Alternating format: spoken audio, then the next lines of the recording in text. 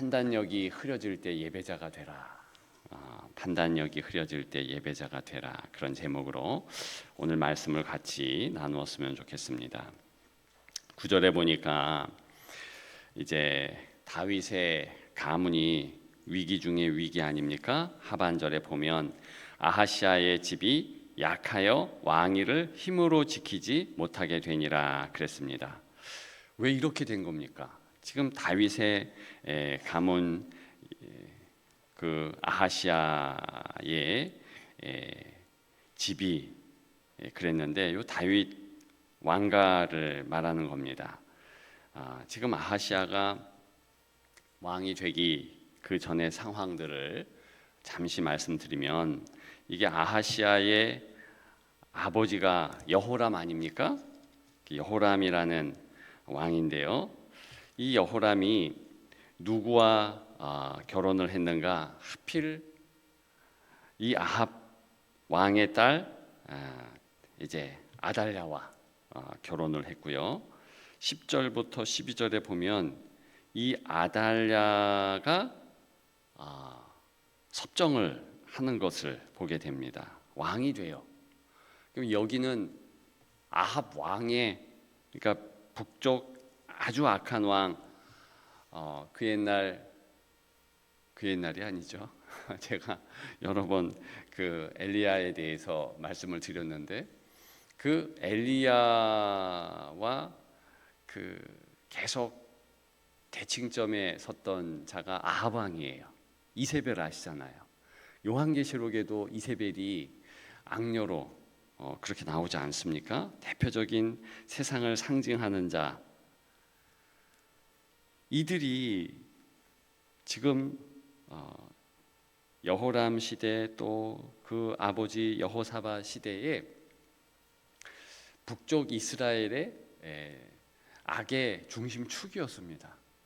근데 지금 이 아하시아가 어머니가 이 아합 딸 아달랴라는 겁니다. 이게 좀 이상한 구도잖아요.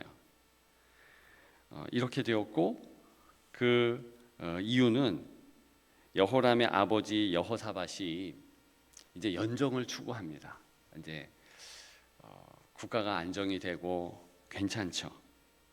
그러니까 르호보암, 여로보암, 솔로몬의 아들 르호보암과 솔로몬의 신하 여로보암이 이제 나라를 두 조각 만들잖아요. 그것은 아시다시피 솔로몬의 죄였습니다. 온갖 잡신들을 다 수입하고 그게 솔로몬이 한 거 아닙니까? 아버지 다윗 때문에 이 솔로몬을 좀 봐주었습니다. 그때 그 다음 때에 그렇게 갈라지고 나라가 깨졌죠. 그래도 그 르호보암의 아들 이제 괜찮았습니다. 그랬는데 여호사밧 때 더 괜찮은 때가 되었는데 연정을 하면서 이 북이스라엘과 이렇게 연합을 추구하게 됩니다.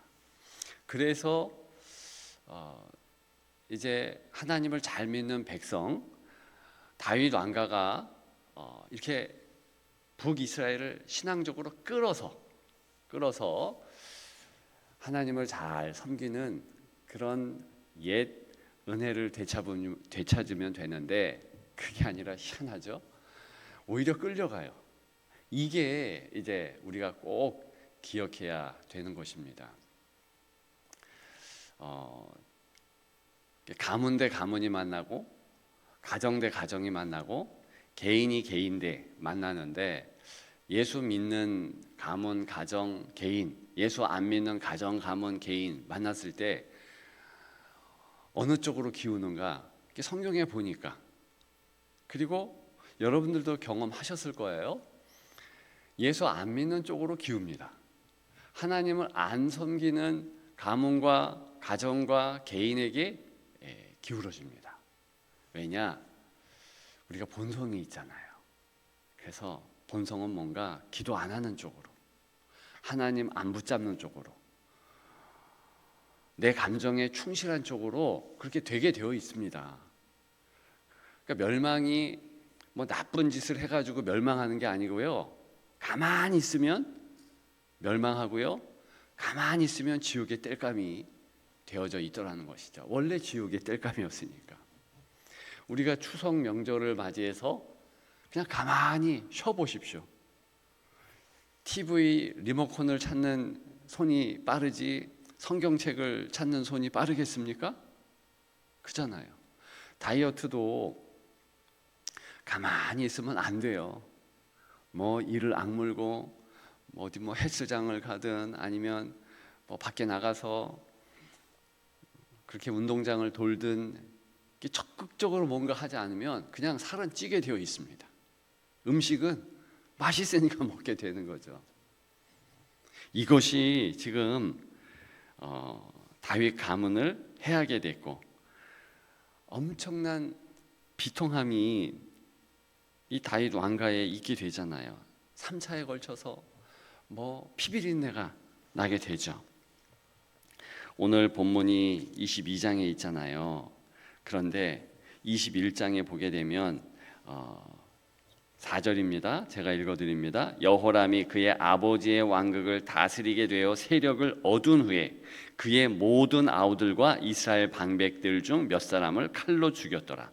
여호람이 누굽니까? 이 아합 왕 아달랴와 결혼을 했는데 어떻게 했는가? 아우들을 싹 다 죽였어요. 이거 왜 죽여요? 그죠? 갑자기 이런 대사가 나와요. 그런데 그 이유가 6절에 좀 힌트가 있죠. 그가 이스라엘 왕들의 길로 행하여 아합의 질과 같이 하였으니 이는 아합의 딸이 그의 아내가 되었습니다. 여자 한 명 잘못 들였더니요 3대가 몰살하는 역사가 일어나게 됩니다. 근데 이게 꼭 아합 딸 아달랴 죄인가? 지금 가만히 좋은 때에 판단력이 흐려지는 여호람의 죄가 더 크다.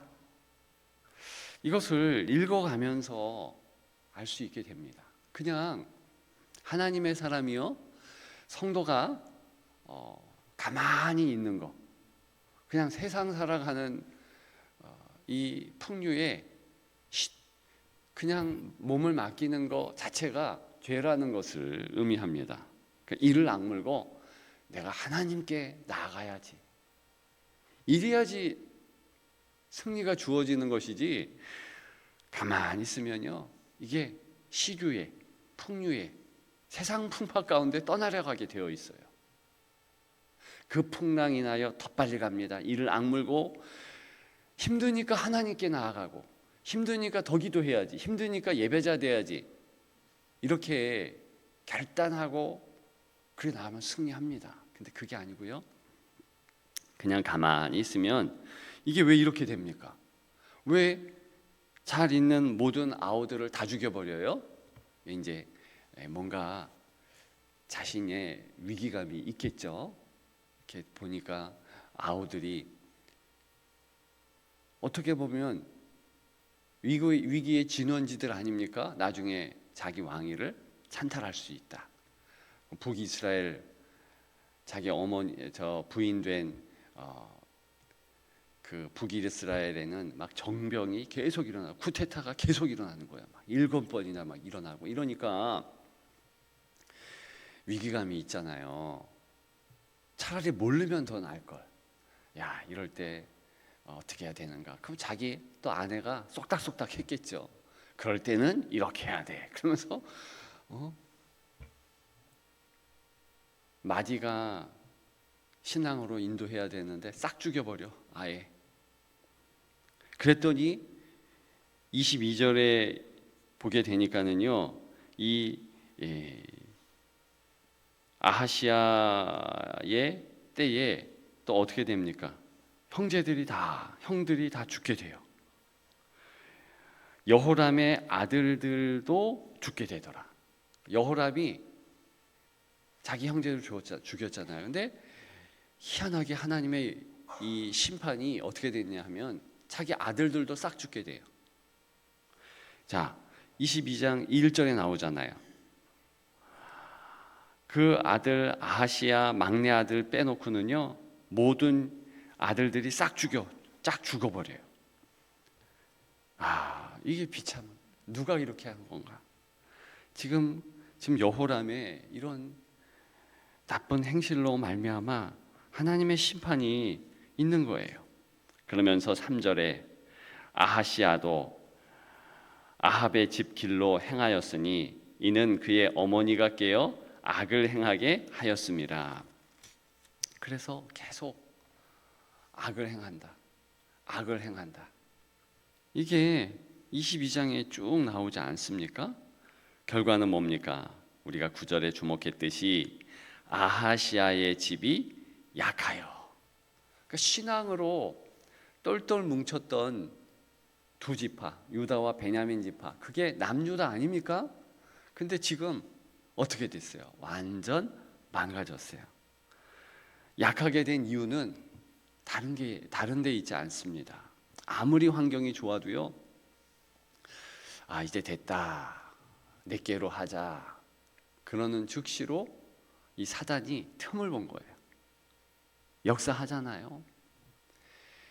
여러분 요한계시록에 보십시오. 이 사단은요 틈을 타거든요. 12장 같은 곳에, 요한계시록 12장 같은 곳에도 보게 되면 계속 이 주의 사람들을 힘들고 어렵게 하다가 끝내는, 이제는 완전히 망가지도록. 그래서 사단이 이기는 것처럼 보여지게끔 그렇게 되지 않습니까? 옛뱀, 용, 그 용의 엄청난 괴계가 있는 거 아닙니까? 그게 왜 그렇게 됩니까? 우리가 요한계시록도 나누었고 우리가 역대기를 나누고 있는데 그 이유는 한 가지예요. 자기의 욕심과 자기의 욕망에 그냥 사람이 무방비 상태로 되면, 그냥 판단력이 흐려지면 그대로 재물이 되는 거죠. 이 사단의 음흉한 괴계에 넘어지게 되어 있습니다. 그것을 그대로 보여주는 것이 지금 아하시야의 때이 아닙니까? 약하게 되었어요. 그랬더니 어떻게 합니까? 이 아하시야가 약하게 되고 하나님의 자녀, 특히 다윗의 왕가, 이 아합 왕가가 완전히 먹어버립니다. 10절부터 12절, 우리 10절 같이 읽을까요? 아하시야의 어머니 아달랴가 자기의 아들이 죽은 것을 보고 일어나 유대 집에 왕국의 씨를 모두 진멸하였으나. 아멘. 모두 진멸했대요. 하나님의 역사는 있는데 그것을 마음을 다해서 붙잡고 바라보고 그렇게 신앙생활을 하지 않으면 이런 비극이요 누구에게나 온다는 교훈 아닙니까? 내 가문에, 내 가정에, 내 자녀에게 이런 일이 일어날 수 있고요. 정말 나도 그렇게 사단의 틈에 빠질 수 있는 거예요. 은혜가 없으면 안 되죠. 바로 그때 하나님의 은혜가 있다. 그래서 왕국의 씨를 모두 진멸하였으나 11절에 보면 한 사람이 살아나요. 한 아이가 살아나는데 그게 누굽니까? 요아스예요. 우리 11절 다 같이 읽습니다. 왕의 딸 여호사보앗이 아하시야의 아들 요아스를 왕자들이 죽임을 당하는 중에서 몰래 빼내어 그와 그의 유모를 침실에 숨겨 아달랴를 피하게 하였으므로 아달랴가 그를 죽이지 못하였더라. 여호사보앗은 여호람 왕의 딸이요 아하시야의 누이요 제사장 여호야다의 아내였더라. 아멘. 여기 보니까 여호사부앗이라는 귀한 사람이 나오고 있지요. 근데 이 여호사부앗은 지금 족보로 보게 되면 아달랴의 딸이죠. 그죠? 물론 이제 계모일 수도 있어요. 배가 다를 수도 있어요. 근데 어쨌든 그 딸이 볼 때에 이렇게 하는 것은 어머니가 잘못된 거다. 그래서 요아스라는 가장 나이 어린 불쌍한 조카를 숨겨줍니다. 그러니까 고모가 살려준 거예요. 고모가 살려줬기 때문에 지금 다윗 왕가가 명맥을 유지할 수 있고, 진짜 위기 중에 위기 아닙니까? 바로 이때 우리의 교훈은요, 하나님의 은혜는 거둬지지 않는다. 그러니까 다윗을 보아서 그렇게 했다. 21장에도 나오고요. 계속 그것이 나옵니다. 그러니까 기도했던 조상이 있었어요. 기도했던 부모가 있었어요. 그 부모의 기도 때문에 지금 은혜는 그래도 있게 되는 거예요. 은혜가 셉니다. 그죠? 그러면 또 한 교훈은 무엇입니까? 그러니까 난 하나님의 언약과 하나님의 은혜 위에 있으므로 승리해요. 그러면 내가 할 일 하면 돼요. 어떤 할 일이 있습니까? 요것만 나누고 마칠 건데요. 판단력이 흐려질 때가 우리에게 있습니다. 내 감정에 내가 분노하고 또 낙심, 좌절, 그럴 때가 있어요. 분명히 있습니다. 또 한 가지, 외부적으로 잘 될 때도 이게 판단력이 흐려질 때고요. 잘 안 될 때, 외부적으로 경제적인 문제, 막 어려움이 있을 때, 그럴 때도 판단력이 흐려질 때예요. 그럴 때 어떻게 해야 되느냐? 오늘 제목처럼 예배자가 되는 겁니다.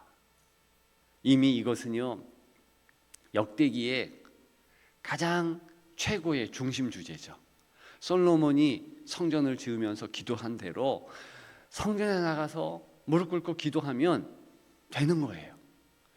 심지어는 저 멀리 끌려갔을 때에도 다니엘과 같이 그 성전을 기억하면서 하나님이 이름을 두신 곳이다, 하나님의 은혜가 거기에 있다, 그러면서 그 방향으로 무릎 꿇고 기도만 해도 은혜가 있다.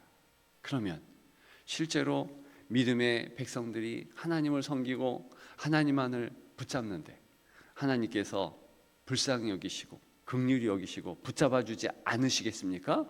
아니에요. 반드시 붙잡아줘요. 여러분들의 판단력과 여러분들의 상황보다 더 하나님의 은혜는 커요. 그래서 판단력이 흐려질 때 더 하나님께 나아오십시오. 더 기도하십시오. 더 예배자가 되십시오. 그러면 반드시 승리할 줄 믿습니다. 30년만 참으면 돼요. 아니요, 3년만 참고요. 솔직히 얘기하면 그리스도께서 십자가의 어려움을 당하신 그 3일을 참으면 돼요. 3일에 우리 쇼부 보지 맙시다. 판단력이 흐려지고 어려우면 더 기도하고 3일 참고 3일 참고 3달 참고 3년 참고 30년 참으면요 반드시 승리합니다. 그 교훈을 마음에 새기는 여러분들이 되시기를 주님의 이름으로 축복합니다.